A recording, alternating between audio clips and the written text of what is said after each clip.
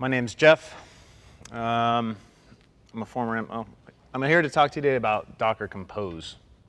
Some of you have probably heard about Docker. I'm not sure if everyone here has heard about Docker Compose, so I thought I'd take the opportunity to introduce the project. So I've been in the Phoenix area for about 15 years, studied at ASU. I've been working in the industry for about 14 of those years. Was most recently at Amazon.com. They have a presence here right on Mill Ave. It's really, really awesome. I learned more in the 3.5 years that I was there than I did probably in the previous 10. I learned a lot about DevOps. I learned a lot about automation. I learned a lot about the good things we're talking about today. But I'm really passionate about building products. I'm passionate about really the whole stack of business, so I decided to break off. Last year, someone asked me, Manning Publications asked me to write a book on Docker. Some of you might recognize me if you had attended Desert Code Camp in the past. I've talked about Docker several times, talked about genetic algorithms. I'm really, really passionate about this project, not necessarily because I really enjoy operations tools or the tools like predominant tools in the DevOps space, but because I love what they let me do as an engineer. It gets that entire mess away from me. I can automate it. We can start to work together based off of very clearly defined interfaces, and it just really cleans everything up. So I decided to write Docker in Action. It should be finishing up here shortly. You can actually get it for 50% off today with a promo code that is available on the slides. If you really want it, come up and ask me later, and I'll give it to you. But I want to talk today specifically about Docker Compose. Oh, before I do that, who here has heard of Docker? Oh, almost everyone. Who here has used Docker? Oh, wow. What is that, like 75% of the people who have heard of Docker have used Docker. Who uses Docker every day? All right. Who uses Docker in production? All right. That is almost exactly what I expected to see, but it was really, really good to see so many hands shoot up. So for those who don't know, Docker is an API. It's a container runtime, and it's a command line interface. Command line interface is a client that works with a daemon. This whole thing is about simplifying the creation of and managing Linux containers. Okay? Docker doesn't provide containers. It's not a container technology. All it is a little piece of glue that takes the hard work of a lot of really, really smart people that are not so good at designing interfaces and makes it usable. Nice little, easy to reason about chunks. Came up with this container metaphor. They actually borrowed it from, I think in 2000, like the year 2000, Solaris coined the term container. So then there's the container engine, and then there's the command line interface. A lot of us, the way almost everyone in this room has interacted with Docker, I'm sure, is through the command line interface. The command line interface for Docker is for working with individual containers or individual daemons. It's a super powerful Lego piece, but if you're going to do anything more complicated, you want to talk about groups of containers. You want to talk about systems. You want to talk about orchestration, right? That's the buzzword, the italics orchestration that everyone's been throwing around for the last couple of years. And so Docker's a really, really good Lego piece for that, but it doesn't really solve all the problems that we really want it to solve. So around the same time, or just after they released Docker in like 2013, pretty shortly thereafter, a group with a company called Orchard developed a little tool called Fig. That grew and grew and developed, and Docker actually grabbed it and brought them in, and now that project is called Compose. Compose simplifies whole environments, right? Docker's about containers. Compose is about entire environments of containers, right? So we're no longer talking about one thing. We're talking about my application, the entire stack for my application on my box, or in test, or for some specific set of tests, or in prod, maybe.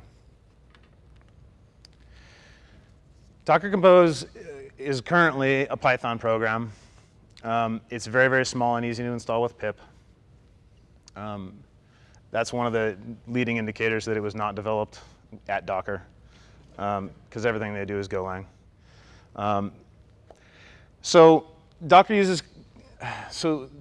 uses environment variables and special locations on disk to kind of configure its clients. So the Docker CLI will use certain environment variables to know which daemon to communicate with, right?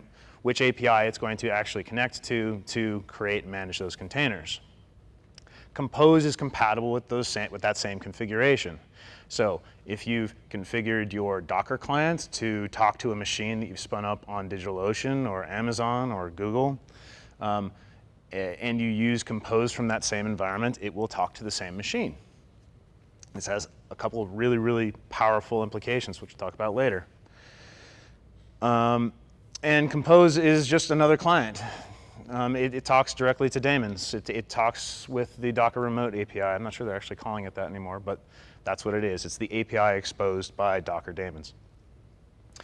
This means that you can talk to single hosts, swarm clusters, or anything else that actually implements that API. It might not even be Docker. Docker has really nothing to do with containers. If I haven't beat that point to death enough, it uses them. Or I'm sorry, Compose has nothing to do with containers. It's using environments and control services. And it's really that orchestration solution. So I want to talk a little bit about what I'm talking about when I say environment, right? So you say, well, on my local host, I'm working on this coffee shop API, and I want it to closely look like what something in production might look like. So I've got an Nginx proxy sitting in front of a Flask Python API that communicates with a Postgres database, and that Postgres database is storing its state in some known location. I might also even be using Consul, which I'm sure some people in this room are familiar with. It's another project for service discovery. And maybe I'm using the registrator plugin to register my containers, right? The point here is this is just meant to be something that's an example, right? This is your standard 3-tier app. You've got a load balancing proxy, you've got some application layer, and you've got some kind of state or database on the back end. And you can model this all with Compose. Compose can be used to build images, just like you might say, you issue a Docker build command to build an image with a Docker file. When you're working with a larger system, you might have all those tools in the same directory, but different pieces of source. You don't necessarily know which ones are changed, and you don't necessarily want to have to build all of them by hand every single time. That's a lot of commands. Instead, you can just say, hey, this service, which is defined by, requires a build step, and it will just build it each time. You can define services. A service is one or many of the same container definition. And when we start talking about orchestration, we start talking about services, not necessarily containers, because a container is just one single instance. That might be spread across multiple hosts.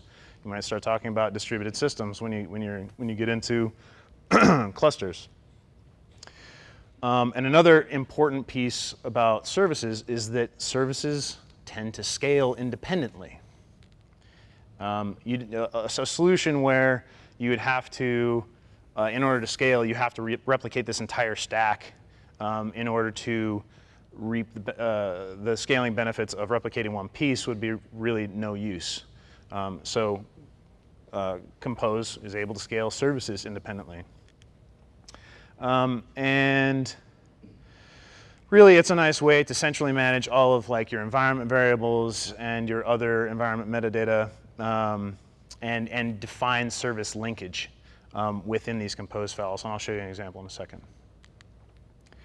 So what does a service definition look like? So Compose works with a docker compose.yml file. It's just YAML. And in there, you define a set of services. For example, here I've defined a coffee service. It will build, in order to generate the image for that service, it's going to build from the Docker file located under /API. The containers that are created are going to bind the container port 3000 to an ephemeral port on the host. And it has a single service dependency on a database service, right, DB. And we'll see that in a minute. But also, I want to define some environment variables that I'm going to inject into these containers. So this could be environment-specific configuration. It could be URLs or service names or whatever else you can think that you might want to inject. What it doesn't do what people talk about configuration management. It's not really what it's about. It doesn't do secret material management, which is one of the hardest problems in DevOps today, if you ask me. It doesn't do service discovery. If you're heavily bought into the Docker ecosystem, Swarm does that a little bit. It doesn't do process scheduling. It won't choose which machines to launch things on.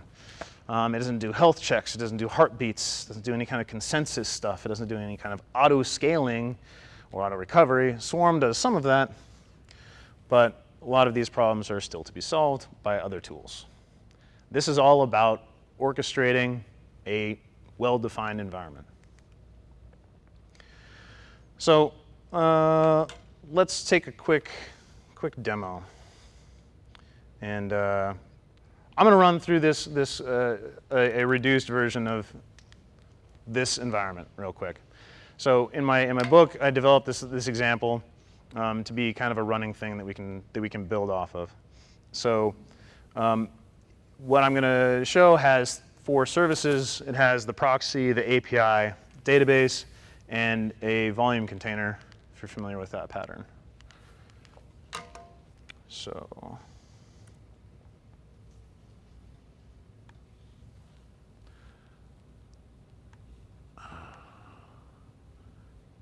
can everybody see this? Make it bigger.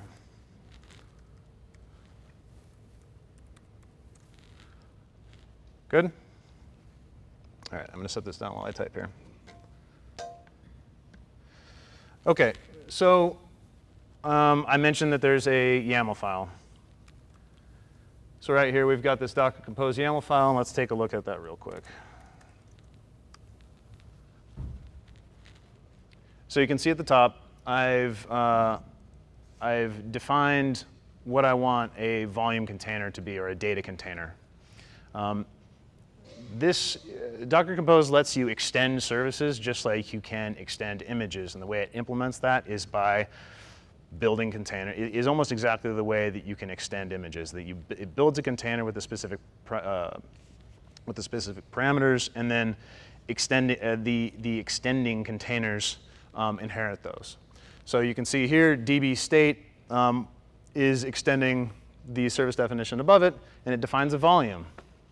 For those who haven't worked with volumes before, volumes are mount points inside a container that are mounted directly to non-union file systems. The next thing, we've got a database container. Say I'm writing an app and I want to run Postgres. I don't necessarily have to run off and install Postgres. I don't have to be a Postgres installation expert. I can just say, someone else has already installed Postgres inside of an image. I'm just going to let that expert have done their magic, and I'm going to adopt it now. All I have to do is say, give me an image. I want to use Postgres. I'm going to go ahead and say where I want the volumes to come from. I'm going to define some environment variables that Postgres uses. And I'm going to apply some labels. Labels come in later. At the bottom, I define my Nginx proxy. Again, I don't know anything about Nginx. I don't want to know anything about Nginx. I don't want to have that responsibility. So I'm just going to go off and say, give me my Nginx image. And it does that. I tell it what port to bind to. I give it a little bit of application configuration to actually plug in my last service, my Coffee API, in as an upstream. The Coffee API basically says, hey, give me build the source that's at /coffee. And wrap that all up into a container and launch it. Again, more of the same. I use links to specify service dependencies. So My proxy obviously has a service dependency on my coffee API because that's what it's load balancing. And so that's really all there is to it. You can get really, really funky with this stuff. You could define whole environments that use the same code as everywhere else, but you put it into an environment that is specifically built around integration testing, or doing integration testing in controlled environments where you don't have to worry about state mutation. One of the biggest problems that I've always had with integration testing is that it's typically done against live environments. And when that's the case, you always have to worry about, well, none of my integration tests can mutate the state, because otherwise next time, like, everything could be inconsistent and it just becomes a really big mess, and maybe my tests fail when they shouldn't have, or maybe I get halfway through running my tests and I wasn't able to clean up, or whatever. You can get really flexible with this stuff. So next, I'm going to go ahead and launch this. So to launch it, use the Docker compose command. Just real quick, just like everything else that command line tools do. If you launch it, it'll give you some really brief explanations. One of the nice things about Docker compose is that a lot of the subcommands are identical to Docker. That's a recurring thing with Docker tools. So if I want to, so let's go ahead and bring it up. Compose. To do that, all I say is up. And I'm going to go ahead and bring it up in detached mode. So all this did was go off, connect to the Docker daemon that my environment is configured to touch, spin up the containers that it needs to spin up, links them appropriately, make sure that everything is injected correctly. It uses this funky naming convention where it's project name underscore service name underscore the instance of the service. So, so now I've got one of everything running. By default, that's just kind of what it does. I keep waiting for them to say, give me some fixed number always, or just by default, but that's not the case. So we're saying, okay, great, this is fantastic, but what if I can't handle this traffic with just a single instance? Well, you can use Docker Compose to scale any service inside of this very easily.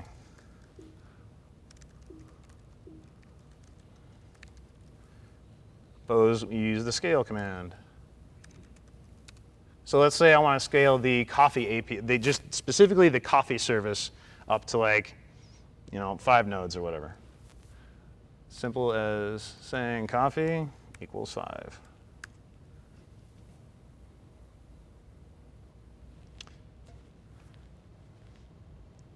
Okay, cool. So in this case, the coffee service defines a host port, right? And for those who are aware, you can't bind more than one process to the same host port. In this case, I used port 0, which means just give me one at random, and it's not a big deal. So let's check out what happened here. Compose also offers the ps command, just like Docker. And it will list out all the containers. The difference between the Docker Compose, or the Docker PS and Compose PS, is that this one will stay specifically geared towards the containers that are the services that are defined by the current environment. So here I was able to spin up 5 machines, or 5 containers for the coffee API. They're all linked to the database instance appropriately. And the proxy is linked to all of them as well. So if I want to scale that back down, or before I do that, let's actually take a minute and see what it looks like over in Docker land. Docker PS.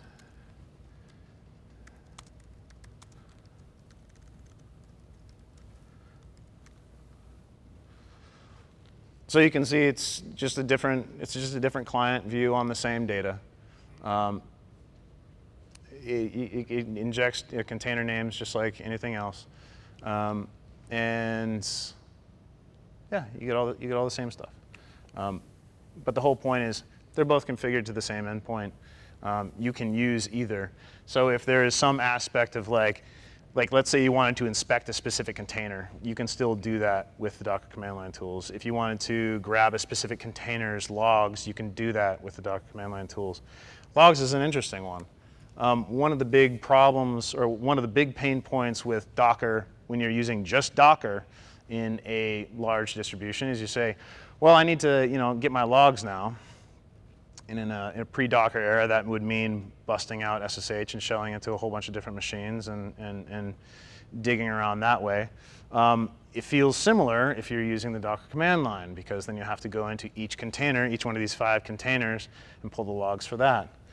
One of the nice things about Docker Compose is that you can just say Docker Compose log, or logs, and it will actually aggregate all of those for you. So if I say logs, it gives me the entire environment, which is crazy powerful, maybe a little bit too much if it's a diverse environment. But if I say logs and then name a service, it will give me all of the coffee logs only. You can see all my crappy Python errors. Yeah?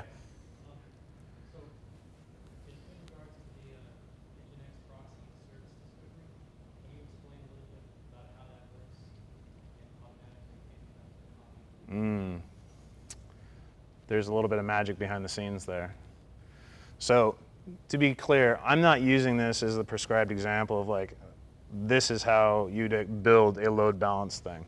In practice, what you're going to do is you're going to use another tool like Swarm or Console, and you're going to use something like Console template, and you're going to be pulling your service discovery out of there, which is tragic. Swarm is almost to the point where that's going to be less of a pain point, and you're going to have integrated service discovery. But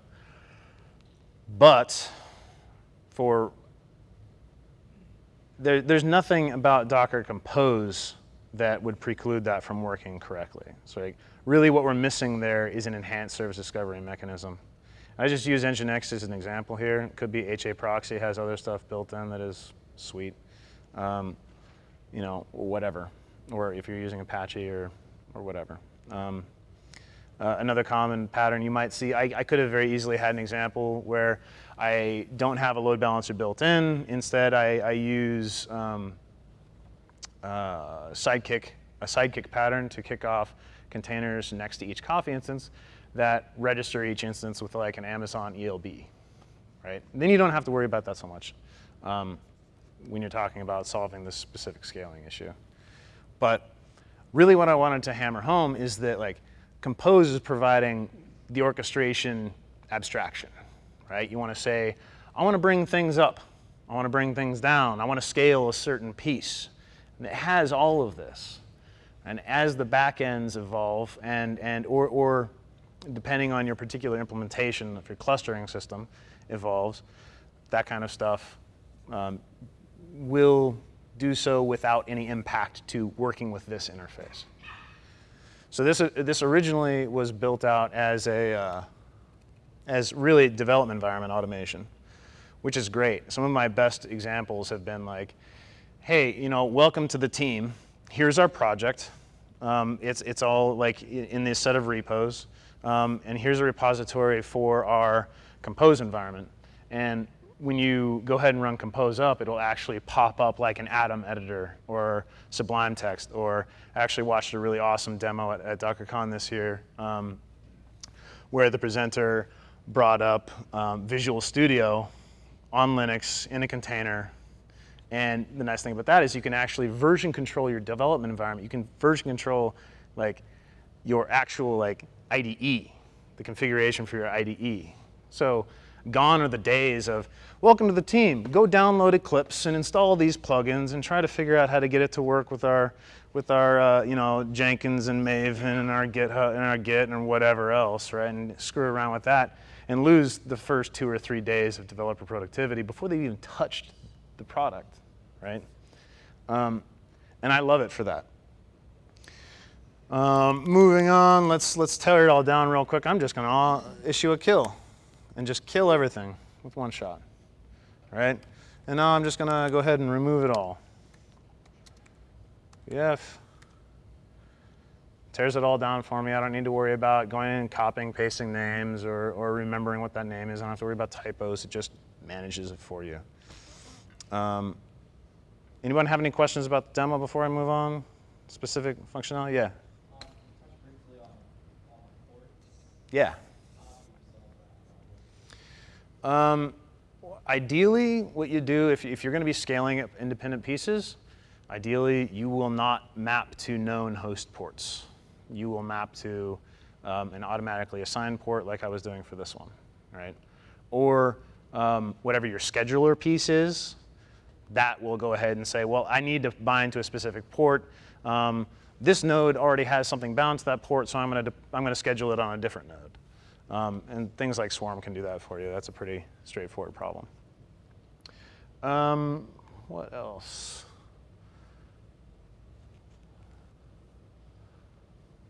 Well, that's all I have for that.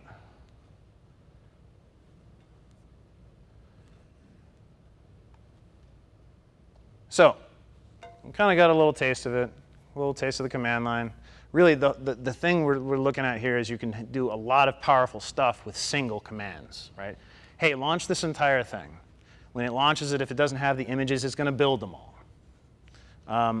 And it's going to make sure that everything's in a state that it needs to be, otherwise it won't finish. It'll say, hey, the dependency was unmet, or whatever else. It'll allow you to get a little bit more faith in the environment as you defined it explicitly, declaratively, before you launch it. And really, that hides a huge pain point, right? In that environment differentiation, like where am I actually deploying this stuff? Is it on my desktop? I was deploying on my desktop right here, but the only reason you know that is because I told you. It could have very easily been to a DigitalOcean server like I did for Lucas. It could have very easily been to a local Docker Swarm, or it could have been to a hosted Docker Swarm, or it could have been to any magic cloud factory backend that has, that exposes that Docker API. I'm able to interact with all of them through the same simple interface. And there's a lot of relief in that. So the next generation features for Docker, speaking specifically in the Docker ecosystem, that make this thing killer. Really everything that is Swarm. Swarm provides a pluggable service discovery backend. It provides a lot of really good scheduling algorithms. It's still young. There's a whole bunch of new ones going to be coming out very soon. But then the thing that takes that whole thing to the next level is multi-host networking. Using IP encapsulation technologies or user space request routing technologies like Weave. And you can do this today with the Docker experimental branch that's out. This gets it so that every container in your cluster has a unique addressable IP address from within that cluster. So you don't have to do the whole console dance where you say, well, I have a node and I'm advertising all the services that are on this node, right? There's a lot of really funky integration there where now as an application developer, I need to be more aware of that layer than I want to be.